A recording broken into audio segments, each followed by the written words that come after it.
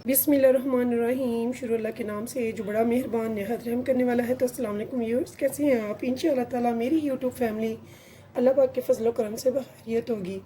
तो व्यूअर्स, चूँकि ईद चल रही है, ईद का गोश्त है, हर घर में खाने के डिफरेंट स्टाइल होंगे। बहुत मज़े मज़े की रेसिपीज़ होती हैं, सिंपल भी, डिलीशियस भी और बहुत ज़बरदस्त दावत वगैरह वाली भी। तो इस टाइम मेरे पास जो गोश्त है, मैं आपको एक बहुत ही ईजी, बहुत ही मज़े की रेसिपी बता रही हूँ कि जितना भी गोश्त आप खाना चाहें, जो नहीं खाता वो भी खाएगा और जो कम खाता है वो ज़्यादा खाएगा इंशाल्लाह ताला। ऐसी रेसिपी है जो हर कोई लाइक करता है। तो इसके लिए मैंने ले लिया है गोश्त। जो गोश्त आप कितना भी चाहें ले सकते हैं, अपनी मर्ज़ी है। तो मेरे पास तो जो गोश्त है, मैं आपको दिखाने के लिए यहाँ पे ये देखिए, यहाँ पे मैंने गोश्त ले लिया हड्डी वाला। यहाँ पे हड्डी वाला ही गोश्त अच्छा लगता है। तो आपने इसे डालना है किसी प्रेशर कुकर में। प्रेशर कुकर में ज़्यादा बेस्ट है, मैं प्रेशर में ही इसे बनाती हूँ। तो ये हड्डी वाला गोश्त है, इसे मैंने अच्छे से डीप करके इसकी स्मेल वगैरह जो मखसूस खुशबू होती है वो सारी आउट कर ली है। तो अब इस टाइम पे मैंने इसमें क्या करना है, मैंने इसमें थोड़े से लहसुन के जवे डाले हैं। बहुत ज़्यादा स्पाइसेस वगैरह इंग्रेडिएंट्स नहीं जाएंगे, बहुत सिंपल और ईजी थोड़े से जाएंगे। तो यहाँ पे देखिए, मैंने कुछ लहसुन के जवे ले लिए हैं यहाँ पे गोश्त के हिसाब से थोड़े से। तो आपने गोश्त इसमें यकीन मानिए, अगर आप चाँप का लेते हैं तो इतना मज़े का बनता है। आपने हर बार ईद में रूटीन बना लेनी है। तो यहाँ पे मैंने हाफ़ टेबल स्पून नमक ले लिया। बहुत ज़्यादा हम नहीं लेंगे, गोश्त के हिसाब से लेंगे जो उसमें बिल्कुल रच जाए और तेज़ भी ना हो, कम भी नहीं, बहुत मज़े का टेस्ट जो बने। तो यहाँ पे मैंने हाफ़ टेबल स्पून ही रेड चिली पाउडर ले लिया, ज़्यादा मैं नहीं ले रही हूँ। तो इसमें सिर्फ इतने ही इंग्रेडिएंट्स आएंगे। यकीन जाने इतना मज़े का ये बनता है कि मुंह से नहीं उतरेगा। यहाँ पे हम इतना पानी लेंगे जिसमें ये टेंडर हो जाए। तो बहुत ज़्यादा पानी भी नहीं लेना क्योंकि हमने इसे सुखाना भी है। तो यहाँ पे देखिए व्यूअर्स, मेरे पास बीफ है, तो बीफ का मैं ये रेसिपी बना रही हूँ। तो इसे हमने बनाना है, सिर्फ हमने इसे 15 मिनट के लिए वेट लगाना है। 15 से 10 मिनट, ज़्यादा हम नहीं लगाएंगे, ठीक है। तो इसे मैं वेट लगाती हूँ और पूरे 15 मिनट के लिए 3 मिनट इसमें स्टीम बनेगी, 2 मिनट इसको 10 मिनट चलाने के बाद 2 मिनट इसको मैंने स्टीम को रिलीव करने के लिए करना है। तो इसलिए पूरे 15 मिनट हो गए, ठीक है।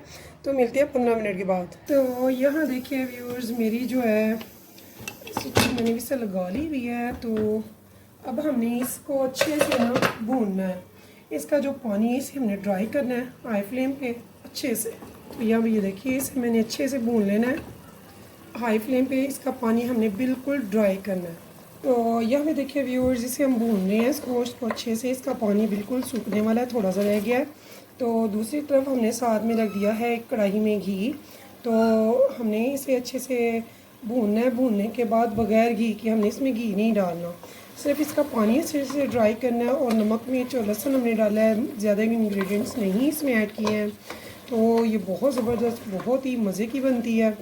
और स्पेशल ये दावत में, बड़ी ईद पे घर में बनाए, बहुत ज़बरदस्त, बहुत मज़े की, बहुत यूनिक डिलीशियस बनती है ये डिश।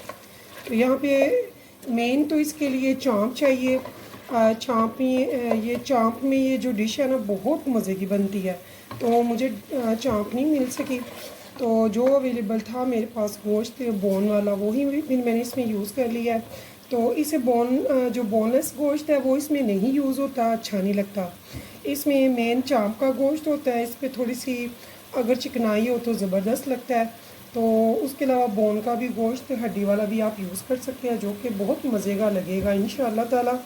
तो चलते हैं, इसे पानी को सुखा के मैं आगे आपको बताती हूँ आगे क्या करना है। तो यहाँ पे देखिए व्यूअर्स, मुझे एक प्याली चाहिए और इस प्याली में मैंने ये एक अंडा ले लिया है।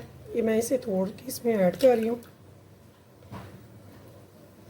तो आपने अपने गोश्त के हिसाब से अंडे ऐड करने हैं, आप क्या एक लगे, 2 लगे या ज़्यादा। तो अभी मैं फ़िलहाल एक अंडा इसमें डाल रही हूँ। तो इसके बीच हमने जो सिंपल सी चीज़ डालनी है वो है वाइट सफ़ेद ज़ीरा साबुत, जो कि 1/4 टीस्पून है, 1/4, ठीक है। तो यहाँ पे मैंने 1 पिंच सिर्फ नमक ले लिया, ज़्यादा हम नहीं लेंगे क्योंकि हमने इसमें नमक और रेड चिली जो है सुर्ख मिर्च वो डाली हुई है। तो सिर्फ ये सिंपल से 2 चीज़ें इसमें जाएंगी। तो अब चलते हैं, हमने गोश्त को जो है वो मैं आपको दिखा देती हूँ, हमारा भुन चुका है। तो ये देखिए व्यूअर्स, ये अच्छे से भुन चुका है, इसका सारा पानी मैंने ड्राई कर लिया है। तो अब चलते हैं नेक्स्ट प्रोसीजर की तरफ।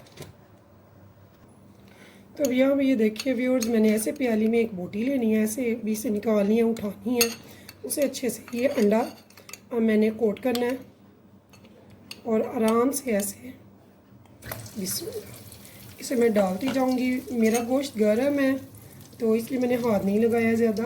तो थोड़ा सा गैस इशूज़ है, बल्कि थोड़ा सा ज़्यादा ही है। आप जानते हैं पाकिस्तान में गैस इशू बहुत ज़्यादा है, तो इसलिए मुझे थोड़ा सा जल्दी करना पड़ रही है, वरना गोश्त ठंडा बंदा करके आराम से भी कर सकता है। तो यहाँ पे ये देखिए ऐसे डिप कर करके मैं गोश्त इसमें बोटियाँ जो हैं वो डालती जाऊँगी और इनको फ्राई करते जाएंगे।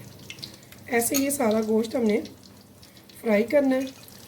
ऐसे ही सारा गोश्त मैंने इसमें डाल देना है व्यूअर्स। और इसे हमने, आप जानते हैं ये पका हुआ है, टेंडर है, तो बहुत ज़्यादा अगर ये ढह जाए, बहुत ज़्यादा वो हो जाए नरम, तो वो अच्छा नहीं लगता। तो हमने इसे, ये देखिए हमारी जो बोटी है वो टेंडर ज़रूर है बट गिरी हुई नहीं है, टूटी हुई नहीं है, ख़राब नहीं है, वो नहीं हमने करना। तो हमने सिर्फ इतना सा इसे करना है कि ये 80-90% अच्छे से टेंडर हो गया हो।